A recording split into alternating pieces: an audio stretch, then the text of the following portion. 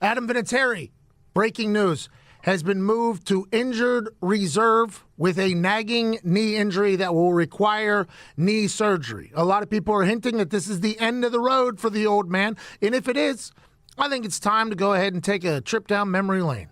This man came out of South Dakota State, was a jackrabbit.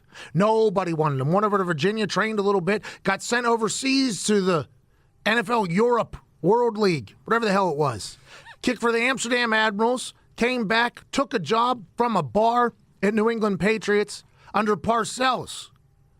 He went on to become the all-time leading scorer at the time for the Patriots, scored 1,000 points with them, won a couple Super Bowls, had some of the biggest moments in NFL history as a Patriot. Then, as a free agent, he joins the Indianapolis Colts, wins a Super Bowl that year. The man just collected Super Bowl rings throughout his 20-plus year career. At some point, his body was going to catch up with him. This offseason, going into training camp, his knee was hurting. He took some time off. Then he came in, had a little bit of a shaky year, made some kicks, missed some kicks, made some kicks, missed some kicks. Everybody was on him. You're too old. You're too this. You're too that. All he did was keep showing up to work and kicking the ball. A lot of rumors were spread that he was going to retire mid-season. Adam Vinatieri, one of the most competitive humans of all time, there was no way he was just going to quit after having a couple bad games. He said, what type of message would that send to my kids if I just quit whenever there was one little glimpse of negativity? Because for a long time here, Vinny has been immortal. This man who has played a position that is pressure-packed. This man who has played a position that requires a lot of explosion. To make it into your 40s is something that's impressive that not a lot have done. He made the NFL all-time team. Congratulations to him. He deserves it. He stepped up in big situations. And now, going on IR, a lot of people are talking about it being the end of the road. And if that's the case, Mr. Adam Vinatieri, it was an honor to hold your balls, my friend.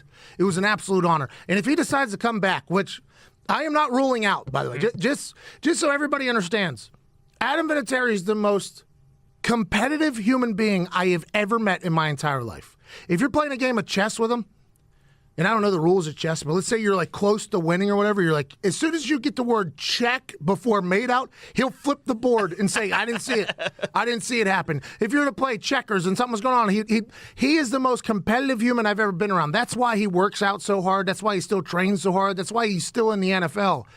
I'm not sure what he's going to do. I think he's going to be conflicted. I have not talked to him because I do have a very large mouth with no filter and a lot of microphones, so I don't want him to give me any information because I don't want to be the one that releases it. Although I think I should have been the one that broke that he was going on IR. Mm-hmm. I think I've done a lot for the Colts. Yeah. Them not telling me directly.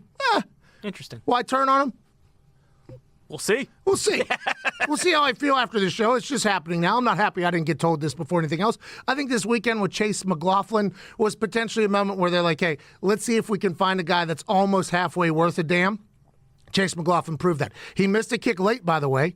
Missed a kick late. That is not good news. But he hit a 50-yarder, did some other things, looked like he hits a good ball. I don't think he's anywhere near the same guy as Adam Vinatieri is, but there's nobody like Adam Vinatieri. That's why he's the greatest of all time. Going on IR, hopefully he gets that knee healthy. We'll be excited to see what he does in the future. But if this is it, it was an honor to watch him kick balls. It was an honor to hold your balls, my friend. And I hope you have nothing but a beautiful life ahead of you with that gorgeous family of yours. And if he comes back, hey, man, I hope you break more records. I don't know how many more there are to break, but I hope you do. In a situation like that, does he know probably like the whole year, like, hey, I need surgery, and it's more a testament to his competitiveness that like the trainers are like, hey, you're kind of hurting yourself. We need to shelve you. Yeah, I think so. And I would assume if he was younger, this is something that they all would agree, like, hey, we're going to get surgery after the season. Mm-hmm. But now as you're older, this is just what happens. Now, in the grand scheme of life, is he an old man? No. But in football, he is an old man. Right. I mean, the old man. Old. Just an old-ass man in the game of football. So your body doesn't recover as fast. Mm-hmm. These are just things that happen. So the nagging injury, I would assume, could have affected a lot of things this year. That wasn't talked about. You never heard him make any excuses, by the way, which good on him for doing that. Yep. I would assume that he's going to get surgery that if he was a little bit younger, maybe it would have been at the end of the season. But, yeah, this is something that obviously he had to do a lot of rehab for. This is something that really affected him, I would assume. And he did not have his best year. I'll be excited to see what he does. I don't want to find out because I won't be able to hold back. Because you're talking about one of the greatest football players of all time. In a sport that revolves around scoring, if you score the most points, how's it going? Best of all time. Tough to argue.